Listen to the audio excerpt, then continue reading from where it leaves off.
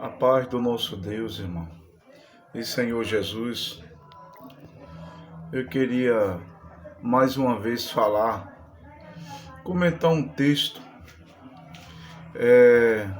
que está no Evangelho de João, capítulo 6, e verso 70, onde Cristo disse, eu não escolhi em número de 12, mas um de vocês é o diabo. Se referindo a Judas, o traidor, o apóstolo, o discípulo que traiu não somente o seu mestre, mas traiu o grupo, traiu a confiança dos seus irmãos, da família apostólica. Bom, Cristo ele não chama Judas para o colégio apostólico. Você vai ver que Mateus ele registra isso no capítulo 8 e 13 dele, onde um escriba, um homem se apresenta e diz assim: mestre, para onde for eu te seguirei, eu quero te seguir, eu quero ser teu discípulo. E o mestre diz a ele: olha, a raposa tem casa, as aves do céu também, mas eu não tenho casa. E aí, esse discípulo anônimo aí, esta pessoa aí, segundo os estudiosos e teólogos, é Judas Iscariote. Porque um ponto forte é que, na época, nenhum discípulo, alguém que quer se tornar discípulo de um mestre, ele a si mesmo se intitula discípulo ou seguidor daquele mestre. Mas é os rabinos que chama, é os mestres que vocaciona, como Jesus chamou muitos outros apóstolos, como você mesmo sabe disso.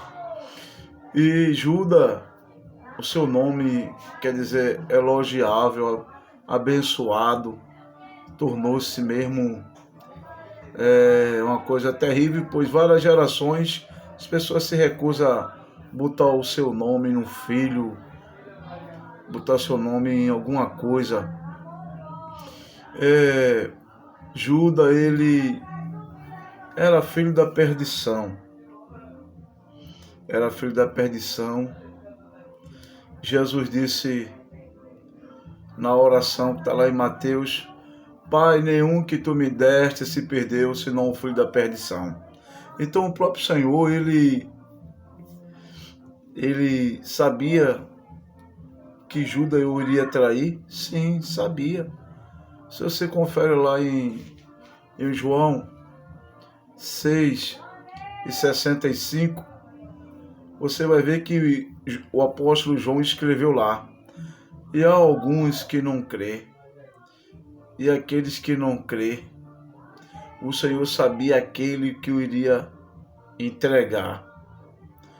Não era somente Judas Iscariote que não cria, tinha muitos outros também, que não acreditavam em Cristo como Messias, como Salvador, mas como um professor, como um rabino, como um mestre, entendeu?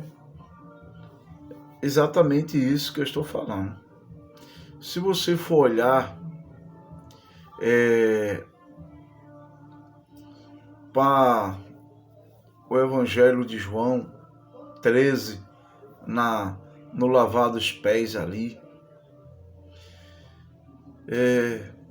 Jesus disse a Judas: o que tu vai fazer, tu faz depressa. E deu um bocado molhado para ele. Jesus sabia que Judas ia trair? Sim, sabia. Ele lia os corações. E como aí ele iria escolher Judas? Não, ele não escolheu Judas. Não, ele não escolheu Judas. Porque 6 e 70 de João, ele disse: eu não escolhi número de 12, um de vocês é o diabo. Jesus chamou Judas de diabo, disse que ele era um diabo, entendeu? Então você vê aí que Judas não tinha salvação para ele. Aí Deus destinou Judas ao inferno. Predestinou Judas ao inferno? Não, porque a profecia, tanto do Salmo como de Zacarias, entendeu? Do Salmo que diz que aquele que comeu comigo no prato levantou o calcanhar contra mim, previa a traição do Filho de Deus. No entanto, é assim. A atitude de Judas, a sua ação, se enquadrou no que os profetas disseram. Um exemplo, você sabe que se você beber e for dirigir e for pego, você vai sofrer as infrações. Aí você que nada, pega, bebe e aí você vai dirigir, é pego. Então, você se enquadrou na lei. Alguém predestinou você? Alguém mandou você fazer aquilo? Não. Você foi fazer por conta própria, entendeu? Então, se você for ver o Salmo, um dos Salmos de Davi diz assim, que Judas, ele amou a maldição e desprezou a bênção da vida eterna. Entendeu? Cristo foi desprezado por Judas. Entendeu? Não foi só ali não. Se você for observar, quando aquela mulher unge ele com aquele perfume caro, entendeu? Judas diz, rapaz, para que esse desperdício? Você deveria vender, pegar um dinheiro e dar aos pobres. Aí ele já está desprezando o Senhor. Entendeu? Não porque ele amava os pobres, mas o evangelho diz que ele era ladrão, pois ele era tesoureiro do grupo. Entendeu? Ele era bandido, Judas. Ele acreditava em Jesus como um professor, como um mestre da teologia judaica. Entendeu? Então, Judas ele não cria, e salvação é para quem crê. Tá aí a resposta, porque não tinha salvação para o apóstolo traidor. Entendeu? Porque ele não acreditava, ele não cria. Jesus sabia que aquele que não acreditava nele, queria traí-lo. Entendeu? Se você for olhar a Escritura, o apóstolo Paulo diz, na carta dele aos Coríntios, que Deus destina vaso para a ira e vaso para a misericórdia. Entendeu? Deus sabe quem é os seres humanos que vai crer e aqueles que não vão crer. Deus não é mau, Deus não é injusto, mas Ele sabe, Ele na sua onisciência, Ele conhece os pensamentos, entendeu? Então eu espero poder fazer de você entender que o apóstolo João, ele pegou e ele disse certa vez que há filho do maligno e há filho de Deus, por exemplo de Caim, né? Caim é filho do maligno, entendeu? Caim é filho do maligno. Está lá na carta do apóstolo João. E aí? Entendeu? Porque ele era filho do maligno. Ele assassinou seu irmão Abel. Entendeu? As obras dele mostravam que ele era filho do maligno. Ele não tinha nada a ver com Deus. Então, é preciso entender que a bênção da vida eterna é só para aqueles que realmente se enquadram na palavra, para aquele que se enquadra na Escritura. Tem muita gente aí que não serão salvos, não vai ter direito à bênção da vida eterna, entendeu? Não é porque é pecador, não é porque é ser humano errado, faz muitas coisas erradas, não.